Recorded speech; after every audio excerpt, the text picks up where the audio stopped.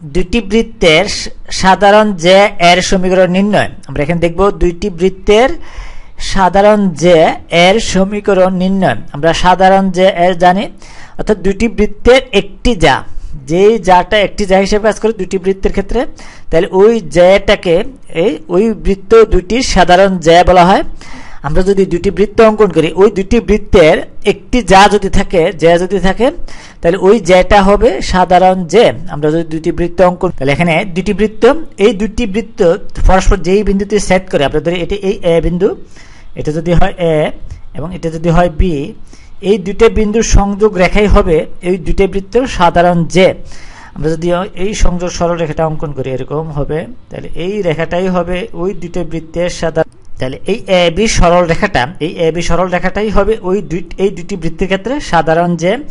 আমরা যদি এই প্রথম বৃত্ত ধরি, এটা ধরি এই এস, এটা সমান যদি এস ধরি S1, এই S1, আর দ্বিতীয় বৃত্তটা যদি আমরা S2 ধরি, এটাকে এই S2, তাহলে এই দুইটা বৃত্তের সাধারণ জ্যা হচ্ছে কি এই এ বি।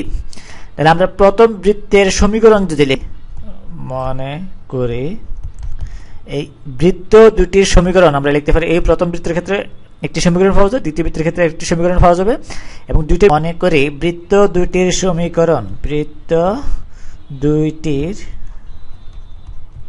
এই যথাক্রমে যদি আমরা এই প্রথম বৃত্তকে S1 দ্বারা সূচিত করছি এই বৃত্ত, তাহলে এই S1 ইকুয়ালস টু আমরা যদি লিখি এরকম, এই x square plus y square plus 2g1 এর কেন্দ্র স্থানাঙ্ক যদি আমরা মাইনাস g1 মাইনাস f1 হয়, তাহলে এই g1x প্লাস আমরা 2f1 এই y plus c equals to এই যদি ইকুয়ালস টু 0 হয়, এই একটি সমীকরণ এটা হয়।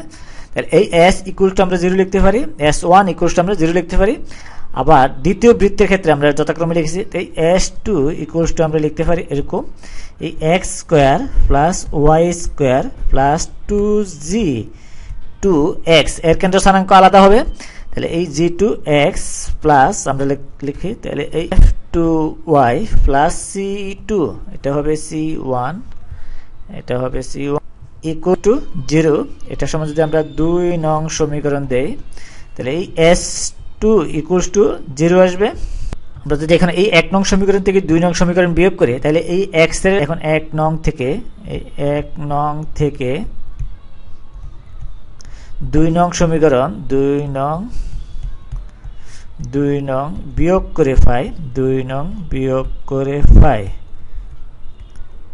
তাহলে আমরা লিখতে পারি এই s1 minus s2 equals to আমরা লিখতে পারি এই x স্কয়ার ক্যান্সেল যায়, y স্কয়ার ক্যান্সেল যায়, তাহলে থাকতেছে এই 2x যদি আমরা কমন নেই, তাহলে থাকতেছে এখানে এই আমরা g1 minus g2 into 2x, এই x প্লাস আমরা লিখতে পারি এই 2f1 আমরা যদি লিখি, এই f1 minus f2 into y plus আমরা লিখতে পারি এই c1 মাইনাস c2 এটা পাই। এটা সমান যদি আমরা 3 নং সমীকরণ ধরে, যদি বৃত্ত দুটি পরস্পর এই এ এবং বি বিন্দুতে ছেদ করে, তাহলে এ এবং বি বিন্দুর স্থানাঙ্ক যথাক্রমে 1 নং ও 2 নং সমীকরণকে সিদ্ধ করবে। আমরা এই এ বিন্দুর স্থানাঙ্ক দিয়ে এই 1 নং সমীকরণকে সিদ্ধ করা যায়, আবার বি বিন্দুর স্থানাঙ্ক দিয়ে আমরা কি করতে পারি, এই প্রথম সমীকরণটাকে সিদ্ধ করতে পারি, 1 নং সমীকরণ প্রথম বৃত্তের সমীকরণটা। আবার এই একই রকম দ্বিতীয় বৃত্তের সমীকরণ হচ্ছে এটা, এই s2 ইকুয়ালস এটা, তাহলে এ বিন্দুর স্থানাঙ্ক দিয়ে আমরা এই দ্বিতীয় বৃত্তকে সিদ্ধ করতে পারি, অর্থাৎ এই ডান পক্ষ ইকুয়ালস টু বাম পক্ষ সমান 0 আসবে। তাহলে আমরা যদি বৃত্ত দুটি পরস্পর এ ও বিন্দু দিয়ে ছেদ করে, তাহলে এ ও বি বিন্দু স্থানাঙ্ক যথাক্রমে উভয় সমীকরণকে সিদ্ধ করবে, 1 নং ও 2 নং সমীকরণকে সিদ্ধ করে। আমরা লিখতে পারি যদি বৃত্ত দুটি এই বৃত্ত দুটি যদি এই এ ও বি বিন্দুতে ছেদ করে তাহলে এই এ ও বি বিন্দুর স্থানাঙ্ক এই 1 নং ও 2 নং সমীকরণকে সিদ্ধ করে। তাহলে এই এ ও বি বিন্দুর স্থানাঙ্ক, যে স্থানাঙ্ক পাই আমরা, স্থানাঙ্ক নং সমীকরণকে সিদ্ধ করে, 2 নং সমীকরণকে সিদ্ধ করে। সুতরাং আমরা এই S1 এই 1 নং সমীকরণকে সিদ্ধ করলে তাহলে এই S1 ইকুয়ালস আমরা পাই 0 এবং S2 ইকুয়ালস টু 5। এই 2 নং সমীকরণকে এই এ এবং বি বিন্দু স্থানাঙ্ক সিদ্ধ করবে, যেহেতু এই দুটি বিন্দুতে দুটি বৃত্ত পরস্পর ছেদ করেছে। তাহলে S2 ইকুয়ালস টু আমরা পাবো 0, যেহেতু এই 2 নং সমীকরণকে আমরা যদি x ও y এর মান বসাই তাহলে এটা সমান 0 আসবে। তাহলে সুতরাং আমরা এখন লিখতে পারি এই S1 মাইনাস S2, এই S1 মাইনাস S2 এই ইকুয়ালস টু হচ্ছে আসবে 0, যেহেতু দুটার মান 0 তাহলে এই দুটার সমান আসে 0। তাহলে আমরা বলতে পারি এই যদি S1 minus S2 equals to 0 আসে তাহলে এই 3 নং সমীকরণটাকে স্থানাঙ্ক এই এ এবং বি বিন্দুর স্থানাঙ্ক যথাক্রমে সিদ্ধ করে, এই 3 নং সমীকরণটাকে সিদ্ধ করে, যেহেতু এই S1 minus S2 equals to 0। তাহলে আমরা বলতে পারি আবার যদি এই 3 নং এ x এবং y এর একঘাত বিশিষ্ট সমীকরণে আমরা এখানে যদি দেখি লক্ষ্য করি, এই এখানে হচ্ছে কি x একঘাত বিশিষ্ট, y হচ্ছে একঘাত বিশিষ্ট। তাহলে এই একঘাত বিশিষ্ট সমীকরণটি একটি কি সরল রেখার সমীকরণ। তাহলে এই সমীকরণটাকে আমরা বলতে পারি এই সমীকরণটা হচ্ছে কি একটি সরল রেখার সমীকরণ।